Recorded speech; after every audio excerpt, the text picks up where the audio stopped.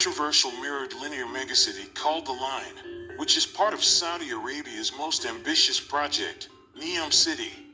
A recent video that surfaced on social media shows numerous excavators digging a wide linear trench in the vast desert in the northwest of the Arab nation. Within the trench, foundations for the city, which is planned to be 100 miles long, are expected to be built. When the project was initially announced in 2017, it consistently raised eyebrows for proposed flourishes like flying taxis and robot maids, even as architects and economists have questioned. It is official. Construction work has begun on the controversial mirrored linear megacity called The Line, which is part of Saudi Arabia. It is official. Construction work has begun on the controversial mirrored linear megacity called The Line, which is part of Saudi Arabia's most ambitious project, Neom City. A recent video that surfaced on social media shows numerous excavators digging a wide linear trench in. It is official. Construction work has begun on the controversial mirrored linear megacity called The Line, which is part of Saudi Arabia's most ambitious project, Neom City. A recent video that surfaced on social media shows numerous excavators digging a wide linear trench in the vast desert in the northwest of the Arab nation. Within the trench, foundations for the city, which is planned to be 100 miles long, are expected to be built. When the project was initially announced in 2017, it consistently raised eyebrows for proposed flourishes like flying taxis and robot maids, even as architects and economists have questioned its feasibility. People were convinced that this is just a utopian fantasy project that would never get built, but fast forward to today, the work on this futuristic megacity is now underway. The released drone footage has captured a part of the massive site, showing the initial stages of the construction of the city. The footage shows hundreds of trucks and machines working in the middle of the desert, preparing the site for construction. Extensive excavation work along the entire length of the project is now taking place. According to previously released renderings, the line will be 170 kilometers long, 500 meters high, and 200 meters wide. But if you watch the construction footage closely, the width of the trench that's being dug does not seem to match the proposed measurements.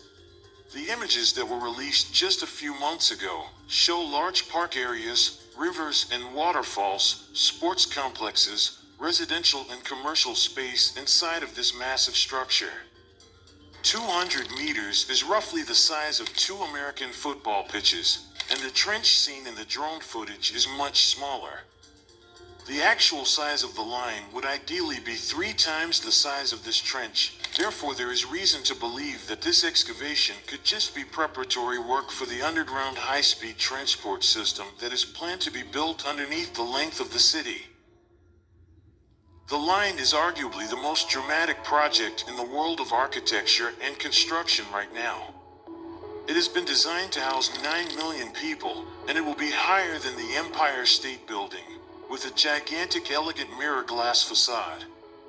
The city will run entirely on renewable energy with the aid of artificial intelligence, with no roads, cars, or carbon emissions, making it a fully sustainable city. As of today, the city exists only on a website and a press announcement made by Saudi Prince Mohammed bin Salman.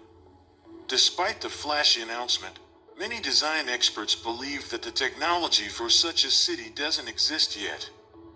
According to proposals, the line is designed as a series of unique communities, and they will be organized in 3 dimensions of movement: up, down, or across, which is a concept known as zero-gravity urbanism. The 3 layers include a surface-level pedestrian layer full of parks and open spaces, a lower service layer, and an underground transportation spine that would consist of ultra-high-speed transit. The proposal claims that all daily services would be walkable within 5 minutes of each node on the line, and that commutes between nodes on the high-speed transit would take no more than 20 minutes. According to some experts, these goals are unfeasible. To support this level of public transport, the line would require larger nodes capable of holding more people, and if there aren't enough people at every stop, it would be impossible to economically sustain this infrastructure. It is also unclear if the technology for the line's transit system exists yet.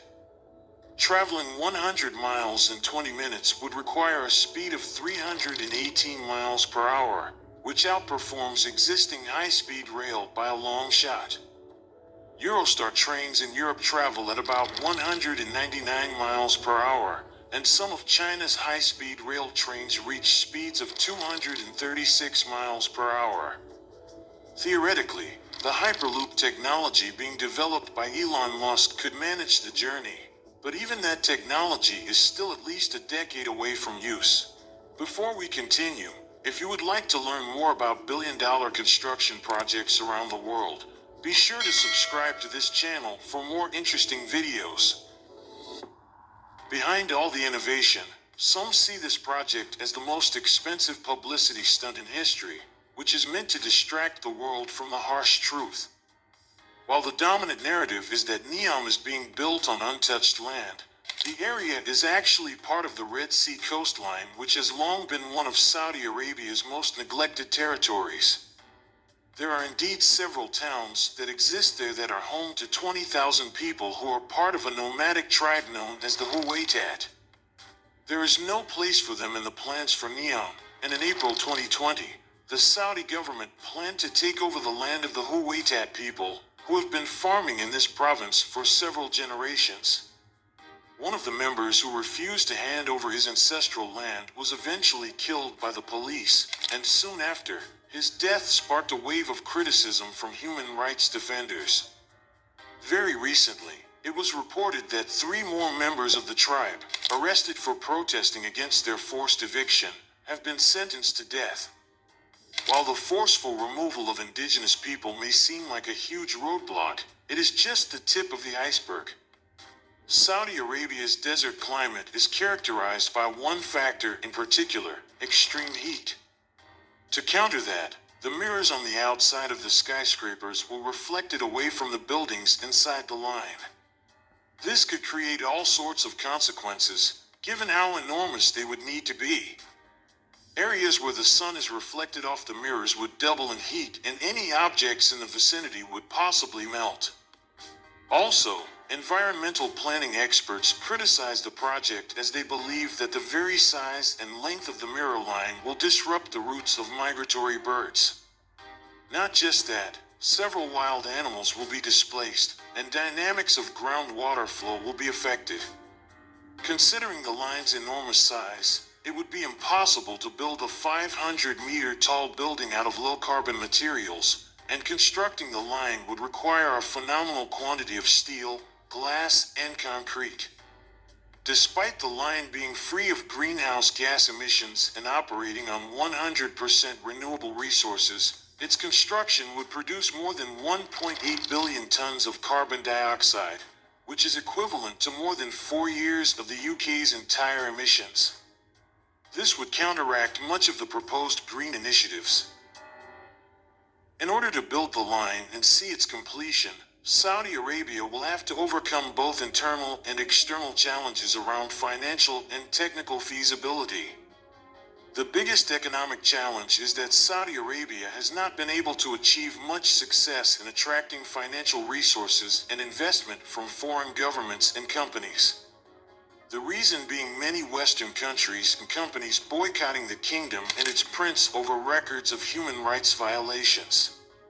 While the initial plan was to complete NEOM by 2030 with an allotted $500 billion, some reports claim that the city may not be completed until 2050, which will likely increase costs significantly. It is predicted that the entire project, including the line, will cost the kingdom $1 trillion. The project is financed by the Public Investment Fund, the Kingdom's sovereign wealth private investment fund. Except for discussions with some foreign companies, including Russian ones, Riyadh has not had success in other financial partnerships for the line. The financial viability of the Public Investment Fund is highly dependent on the kingdom's oil exports, a market that has proven volatile in recent years. In a country where around 60% of its financial resources came from oil, The financing of this mega project is likely to face ups and downs. The project also requires overcoming the challenges of technology that Saudi Arabia cannot overcome alone. Adhering to advanced technologies in urban design that will attract the attention of future residents of this city and investors is vital. Otherwise, the line would join a long list of unfinished cities across the Gulf. King Abdullah Economic City, a metropolis and port with an investment of $10 billion, houses fewer than 10,000 people after 10 years, despite a projected population of 2 million. There is also the now abandoned waterfront project in Dubai, the Blue City in Oman, and possibly the most infamous Dubai's The World Islands, which is now sinking back into the sea. So the question remains, does Neom offer anything that would shield it from the same fate? This future city is still in an early stage of development, so it seems too early to see if the 100-mile-long metropolis will become a reality. It is a bold initiative that sets a high bar for imagining what the future of cities should look like, and only time will tell if this is entirely possible. Comment your thoughts on this mega project below. Thanks for watching and see you in the next video.